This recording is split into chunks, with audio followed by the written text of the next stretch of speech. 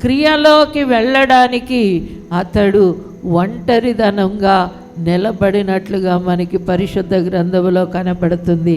కాబట్టి ఈ రోజున దేవుని సేవకులుగా, ఈ దినాలలో దేవుని సేవకులుగా, ఈ దినాలలో ఆయన పనిచేసే పనివారిముగా, ఈ దినాలలో ఆయన సహదాసులుగా మనము తీసుకునే ఈ గొప్ప తీర్మానం, గొప్ప నిర్ణయం దేవుని బిడ్డలారా ఈ తరానికి ఆశీర్వాదం కలుగ చేయడమే కాదు, అనేక తరాలకు ఆశీర్వాదం కలుగ చేయొచ్చు. నిజమే, దేవుడు అబ్రహాముని ఏర్పాటు చేసుకున్నాడు, ఇస్సాకుని ఏర్పాటు చేసుకున్నాడు, యాకోబుని ఏర్పాటు చేసుకున్నాడు. ఆ ఏర్పాటుకి వారు ఏం చేశారంటే పూర్తిగా దేవుడితో వారు కలిసి పని చేయడానికి, కలిసి జీవించడానికి ఒక చక్కటి తీర్మానంలోనికి వచ్చారు. గొప్ప తీర్మానాన్ని వాళ్ళు చేశారు. అందుకనే ముగ్గురు కూడా ఒక ప్రత్యేకమైన ఒంటరి సమయాలను గడుపుతూ దేవుడితో అద్భుతంగా అనుసంధానమైపోయారు. హల్లెలూయా. దేవుని మనస్సు వారి దగ్గర పరుచుకోవడానికి, వారి మనస్సు దేవుని దగ్గర పరచడానికి ఒక ప్రత్యేకమైన అద్భుతమైన సమయాన్ని వారు కలిగి ఉన్నారు. హల్లెలూయా. చాలామంది నా దగ్గరికి ప్రార్థనకు వచ్చినప్పుడు ఏం మాట్లాడతారండి, మీతో చిన్న విషయం పర్సనల్గా చెప్పాలంటారు. అనేటప్పటికీ ఇంకా పక్కనున్న వాళ్ళందరినీ ఏం చేయవలసి వస్తుంది, బయటికి పంపవలసి వస్తుంది. వాళ్ళందరినీ బయటికి పంపిన తర్వాత వాళ్ళ మనస్సు అంతా నా ముందు పరచగలుగుతారు. దేవునికి స్తోత్రం. వారు గుట్టులన్నీ నా ముందు పెట్టగలుగుతారు, వారి రహస్యాలన్నీ కూడా నాకు తెలియచేయగలుగుతారు. దానిని బట్టి నేను వారికి నాలో ఉన్న పూర్తి ఆలోచనని నేను వారికి చెప్పగలుగుతున్నాను. ఎందుకంటే వారి రహస్యం అంతా బయట పెట్టడానికి, వారి గుట్టులన్నీ తెలియచేయడానికి ఏది కోరుకుంటున్నారు అంటే ఏకాంతాన్ని కోరుకుంటున్నారు. ఒక మనిషికి మరో మనిషి చెప్పుకునే విషయానికే ఇలాగా ప్రత్యేకమైన స్థలం, ప్రత్యేకమైన సమయం కావాలి అంటే దేవుని బిడ్డలారా, దేవుడు మనల్ని కూడా ఈ రీతిగానే కోరుకుంటున్నాడు. దేవునికి స్తోత్రం. హల్లెలూయా. మనల్ని ఆయన సంపూర్ణంగా సంధించాలనుకుంటున్నాడు. మన అంతరంగాన్ని పూర్తిగా ఆయన పరిపూర్ణంగా మార్చాలనుకుంటున్నాడు. పూర్తిగా ఆయన తన వశానికి మనల్ని చేర్చుకోవాలనుకుంటున్నాడు. కాబట్టి దేవుని బిడ్డలారా, ఒంటరిగా ఉండే ప్రత్యేక సమయాన్ని మనము కలిగి ఉండాలి. దేవునికి స్తోత్రం. హల్లెలూయా. ఒంటరిగా ఏం చేస్తున్నాడట, దేవునితో పెనుగులాడుతున్నాడు. మనం చాలాసార్లు ఒంటరిగా అయినా ప్రార్థన చేయడం మనకి తెలుసు. కానీ దేవుని బిడ్డలారా, యాకోబు జీవితంలో మనము ఒంటరిగా అతడు చేస్తున్న పనిని మనము చూడాలి. ఇస్సాకు జీవితంలో ఒంటరిగా అతడు చేస్తున్న పని మనకి కనబడుతూ ఉంది. అబ్రహాము జీవితంలో ఒంటరిగా చేస్తున్న పని కనబడుతుంది. అది అబ్రహాము జీవితంలో ఒక అద్భుతమైన సమర్పణ, త్యాగాన్ని, అతని యొక్క సంపూర్ణ విడుదలను, విమోచనను ఒంటరితనం అనుగ్రహించింది. హల్లెలూయా. ఎందుకంటే ఒంటరిగా మొరియా పర్వతం మీద ఉన్నప్పుడు అతడికి ప్రత్యక్షమవుతుంది ఎవరు అంటే గొర్రెపిల్ల. ప్రత్యక్షమైంది ఎవరు? గొర్రెపిల్ల ప్రత్యక్షమైంది. తన కుమారుడికి బదులుగా వధింపబడుతున్న గొర్రెపిల్ల యొక్క ఆ బలియాగాన్ని అతడు చూడగలుగుతున్నాడు. ఈ రోజున దేవునితో ఒంటరిగా చాలామంది ఉంటున్నారండి. అది పెద్దగా నాకు గొప్ప అనుభవంగా అనిపించడం లేదండి అన్నారు అంటే నీ ఒంటరితనంలోకి గొర్రెపిల్ల రావాలి. హల్లెలూయా. కొందరు ఈ ఒంటరితనంలో తప్పుడు పనులు చేయడానికి వారి ఒంటరితనం దోహదపడుతుంది. కాని పనులు చేయడానికి, లేకపోతే తప్పుడు ఆలోచనల్లోకి వెళ్ళిపోవడానికి, తప్పుడు ఊహల్లోకి వెళ్ళిపోవడానికి వారి ఒంటరితనం దారి చేస్తుంది.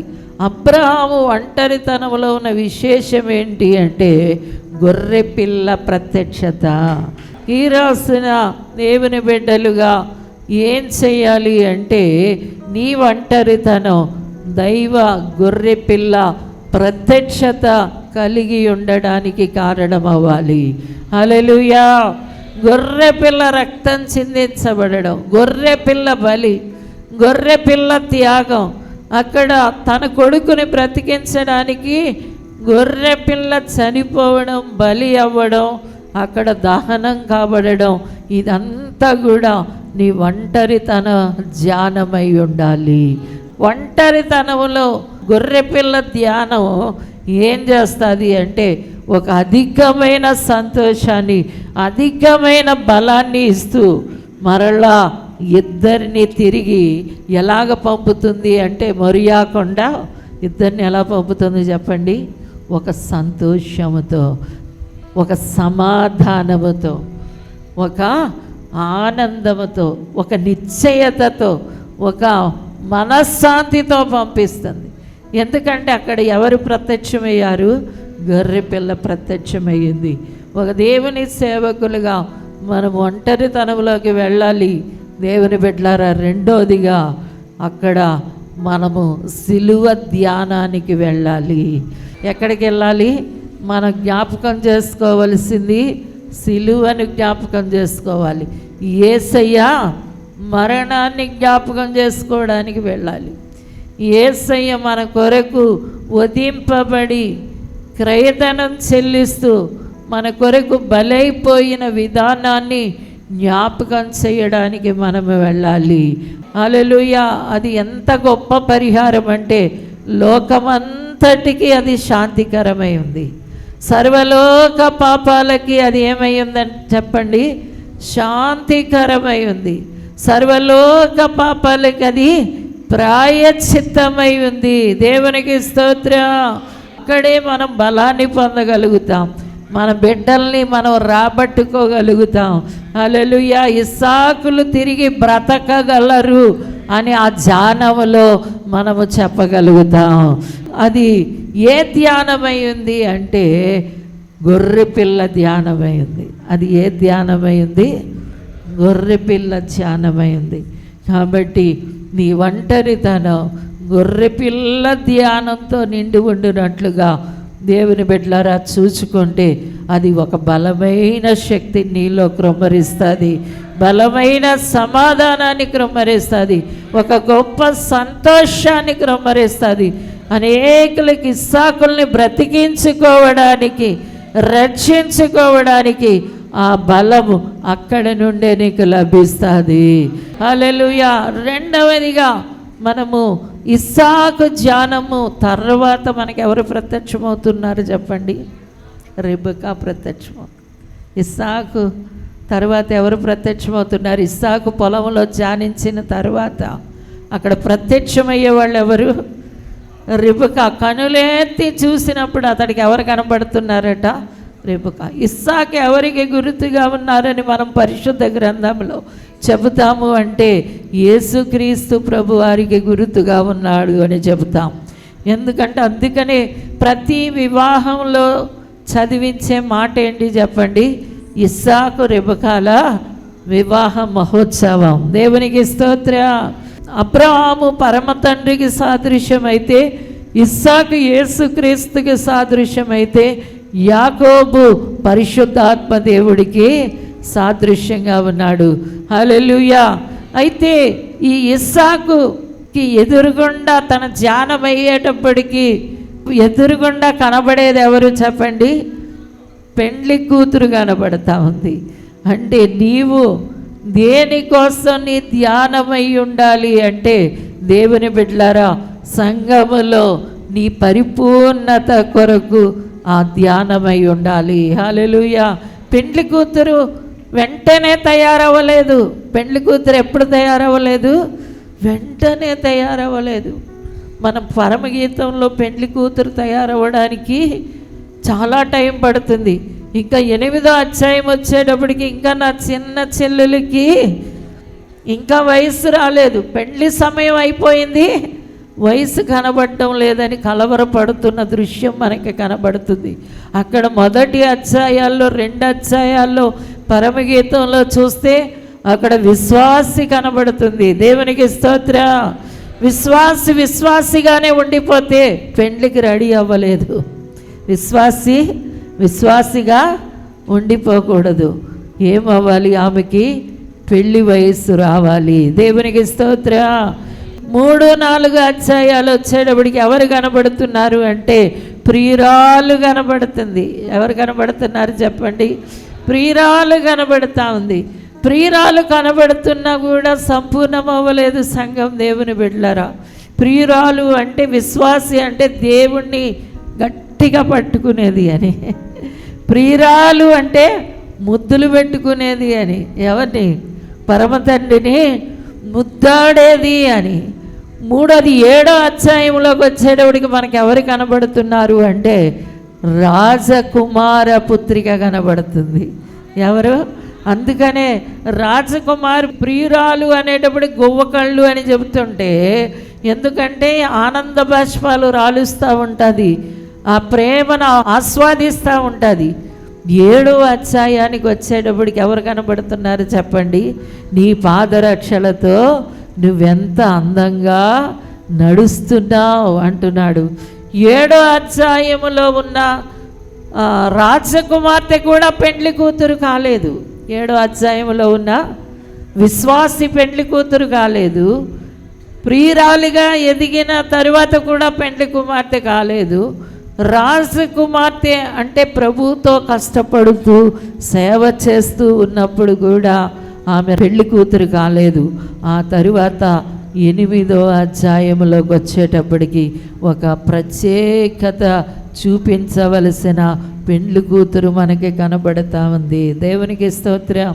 ఇస్సాకు జ్ఞానం ఏమై ఉంది దేవుని బిడ్డలారా? ఒక పరిపూర్ణత అయి ఉంది. దేవునికి స్తోత్రం. హల్లెలూయా. ప్రభువా, నేను నిన్ను నమ్మే బిడ్డగానే నీ కాళ్ళు గట్టిగా పట్టుకొని, నిజమే మనం ఆ అనుభవాన్ని దాటొచ్చాం. కాళ్ళు గట్టిగా పట్టుకోవడం ఏంటో మనకు బాగా తెలుసు కదా. ప్రతి దానికి మనం కాళ్ళు పట్టుకుంటాం. హల్లెలూయా. ఏదైనా సాధించి గట్టిగా పట్టుకున్న ఆయన పాదాలు, ఏదైనా సాధించడానికి మనం ఎప్పుడు కూడా సంసిద్ధంగా ఉన్నాం.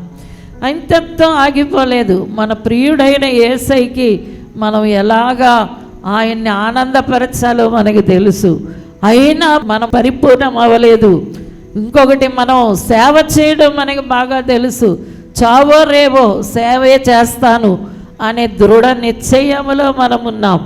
అయినా మనం పెండ్లి కూతురులో కాలేదు. మనం పెండ్లి కూతురు అవ్వాలి. దేవునికి స్తోత్రం. హల్లెలూయా.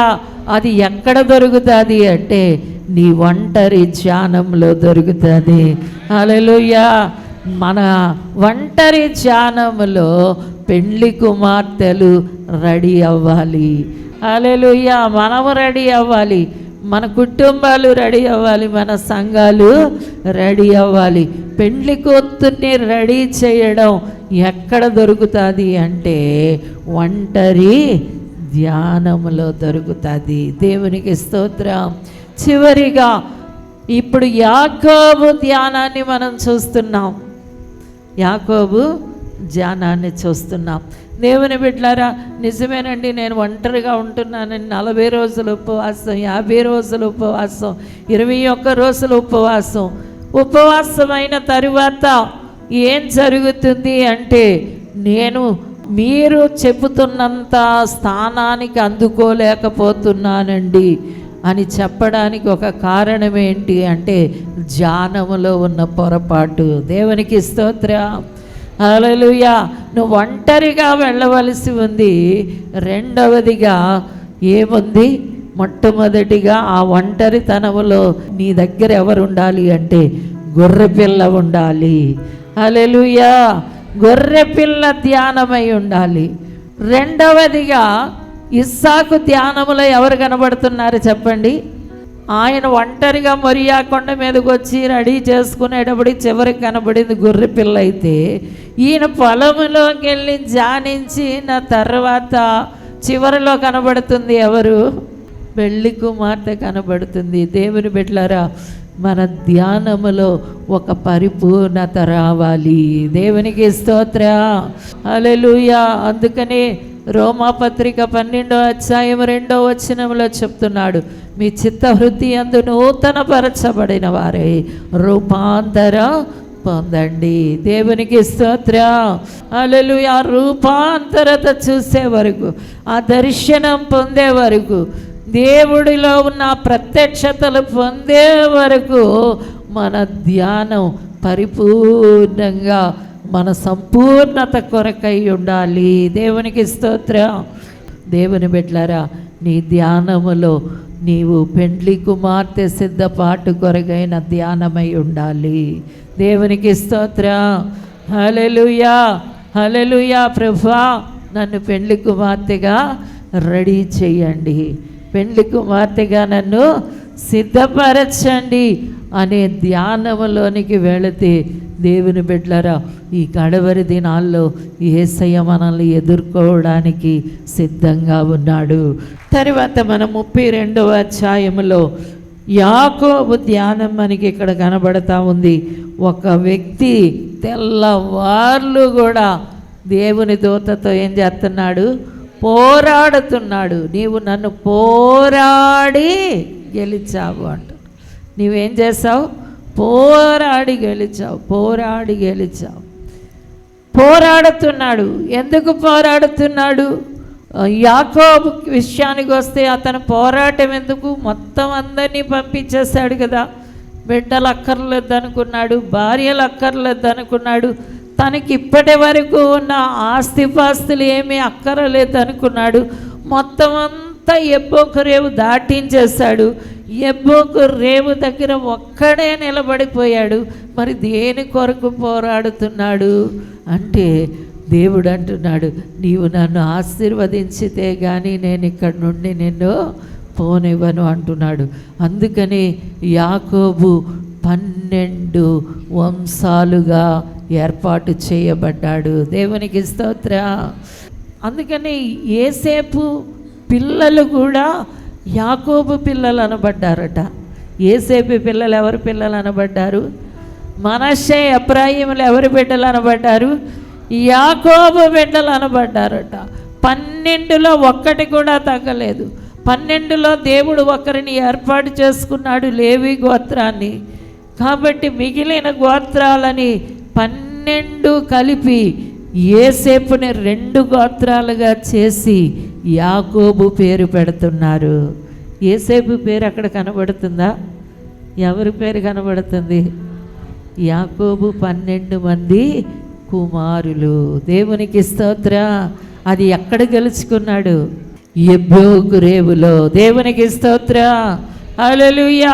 ఎవరో ఒకరు ఆశీర్వదింపబడతారు ఇంటిలో, ఎవరో ఒకరు గోత్రకర్తగా ఉంటారు, ఎవరో ఒక పెద్దోడో లేకపోతే నడిపోడో లేకపోతే కనిష్ఠుడో జమీందారుగా ఉండొచ్చు, బాగా డబ్బు గడించిన వాళ్ళలాగా ఉండొచ్చు, పేరు ప్రఖ్యాతులు గడించిన వాళ్ళలాగా ఉండొచ్చు. ఇంటిలో ఉన్న అందరూ దీవెన. దేవునికి స్తోత్రం. 12 గోత్రాల పేర్లు ఎక్కడ రాయబడ్డాయట? పరలోకంలో వ్రాయబడ్డాయి. హల్లెలూయా. ఏంటంత దీవెన యాకోబుకి? మళ్ళీ యాకోబు యొక్క 12 కుమారులు పేరు ఎలా వచ్చింది చెప్పండి? యాకోబు యొక్క 12 మంది కుమారులు. యేసేపు పేరు కూడా దేవుడు పక్కన పెట్టి యాకోబు పేరుకి 12 చేర్చి వారిని 12 జాతులు ప్రజలుగా చేసి దేవుడు ఆశీర్వదించడానికి కారణం ఏంటంటే పోరాటం. ఏముంది అతనికి? ఏకాంతములో పోరాటం. ఏకాంతంలో ఏముంది చెప్పండి? పోరాటం. ఏకాంతంలో పోరాటం నిన్ను 24 జాతులుగా కూడా చేయగలదు. మొత్తం ప్రపంచం అంతా నీ జాతి, నీ పేరు చెప్పుకొని బ్రతికేటట్లు చేయగలదు. ఎందుకంటే అతనికి కావలసింది ఏంటి? పోరాట ప్రార్థన. హల్లెలూయా, హల్లెలూయా. నీ ఏకాంతములో నీవేం చేయాలి? పోరాటము సల్పాలి. హల్లెలూయా. నేను ఒంటరిగా ఉండకు, ఒక్కడిగా మిగిలిపోయాడు. 12 జాతులుగా మారిపోయాడు. ఒక్కడిగా మిగిలిపోయి ఎన్ని జాతులుగా మారిపోయాడు? 12 జాతులుగా మారిపోయాడు. ఈ రోజున 12 జాతులు ఇశ్రాయేలీల పేర్లు పిలువబడుతున్నాయి. 12 గోత్రకర్తలకి కనాను దేశం స్వాస్థ్యంగా అప్పగించబడింది. అందులో ఎవరి పేరు కూడా తీసివేయబడలేదు. దేవుని బిడ్డలారా, అందరికీ స్వాస్థ్యం అనుగ్రహించబడింది. కారణం ఏంటి అంటే యాకోబు ఏకాంతములో పోరాటం, ఏకాంతములో గొర్రెపిల్ల దర్శనం, ఏకాంతములో పెండ్లి కుమార్తె ప్రత్యక్షత, ఏకాంతములో పోరాటం 12 జాతులు అవ్వబోతుంది. హల్లెలూయా. ఈ రోజున దేవుడు అంటున్నాడు, ఏకాంతంగా వెళ్ళు నా సేవకుడా, ఏకాంతంగా పో నా సేవకురాలుగా. అంతేకాదు, ఆ ఏకాంతంలో నువ్వు 3 పనులు చేయవలసి ఉంది. గొర్రె పిల్లని కలిగి ఉండు, రెండోది పెండ్లి కుమార్తెగా మార్చబడు, 12 జాతులుగా నీవు అవ్వడానికి పోరాడు. నీవున్న ఊరికి నువ్వు పరిమితం అవ్వద్దు.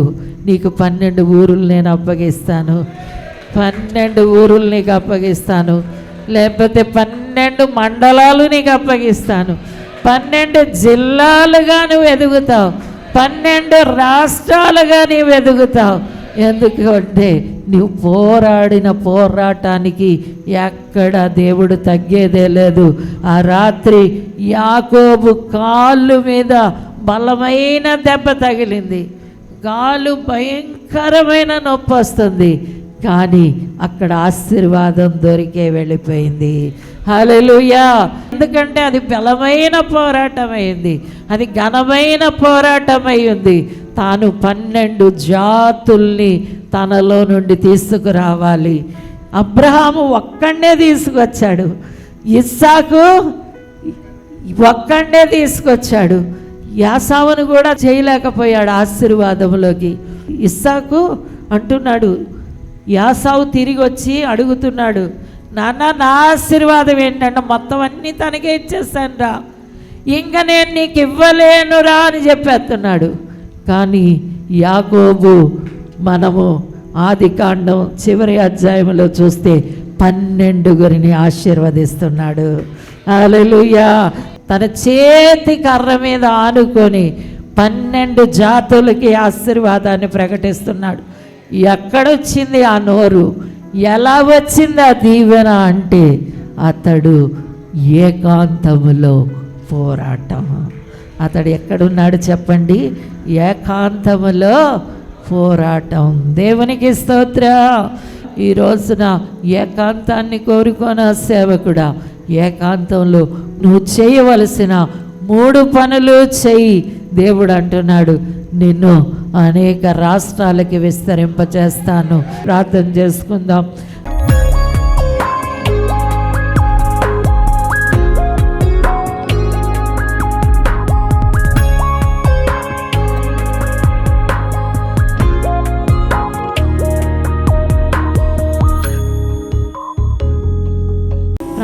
చేద్దాను. పరిశుద్ధమైన తండ్రి నీకు వందనాలు అయ్యా. నీ బిడ్డలు ప్రతిష్ఠించబడుదురుగాక, నీ బిడ్డలు ప్రత్యేకపరచబడుదురుగాక, నీ బిడ్డలు అభిషేకించబడుదురుగా. పెండ్లి కుమార్తెగా తయారవ్వడానికి, గొర్రె పిల్ల పరిపూర్ణ జీవాన్ని పరిపూర్ణంగా నీలో ఆస్వాదించడానికి, అయ్యా జనాలను అయ్యా స్వాస్థ్యంగా పొందడానికి 12 గోత్రాలుగా విస్తారంగా అయ్యా నీకు వందనాలు. జనాలను పరిపూర్ణంగా పొందుకోవడానికి, పరిపూర్ణమైన సేవను సంపూర్ణంగా జరిగించడానికి ఈ నెలంతా మీరు నడిపించండి. అద్భుతమైనవి నడిపింపు దయచేయండి, ఆశీర్వదించండి, అభిషేకించండి. ఈ హస్తాల్లో దాచి నిలబెట్టి గొప్ప కార్యాలు జరిగించమని యేసు నామమున అడుగుచున్నాము తండ్రి.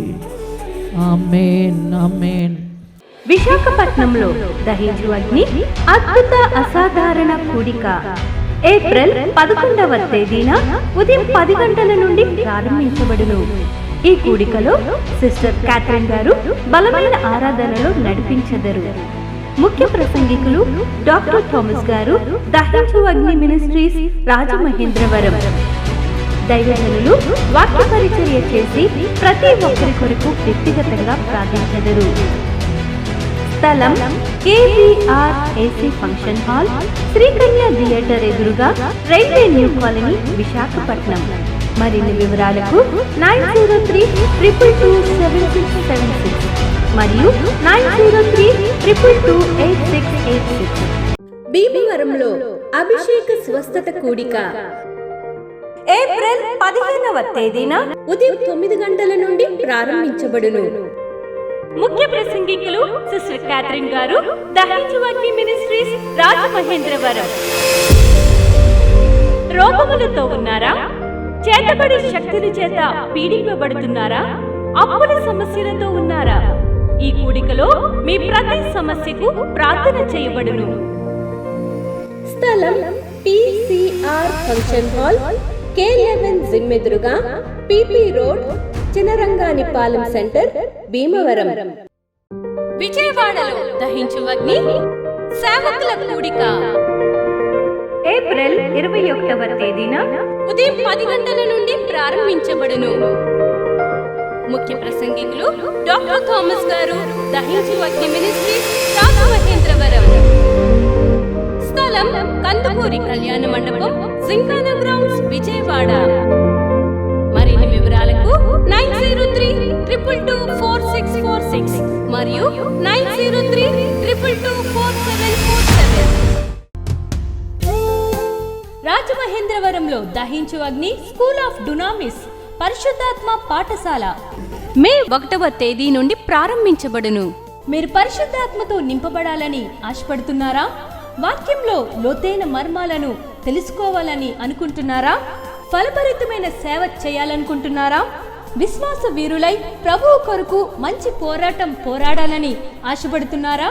అంతర్జాతీయంగా వాడబడుచున్న అనుభవజ్ఞులైన దైవజనులచే బోధించబడతాయి. స్త్రీ పురుషులకు ప్రత్యేకమైన వసతి సదుపాయాలు కల్పించబడును. రిజిస్ట్రేషన్ ఫీజు 2500 రూపాయలు మాత్రమే. స్థలం దహించు అగ్ని రివైవల్ సెంటర్, కాటవరం, రాజమహేంద్రవరం. మరిన్ని వివరాలకు 9494940072 and 73.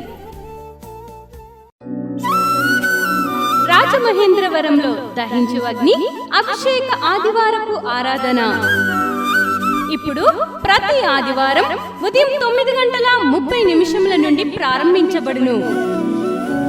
తప్పక పాలు పొందండి, దైవిక ఆశీర్వాదం పొందండి. స్థలం దహించు అగ్ని ఆడిటోరియం, నటరాజ్ థియేటర్, రాజమహేంద్రవరం. మీ ప్రార్థన అవసరతలకు 9494940072 మరియు 73.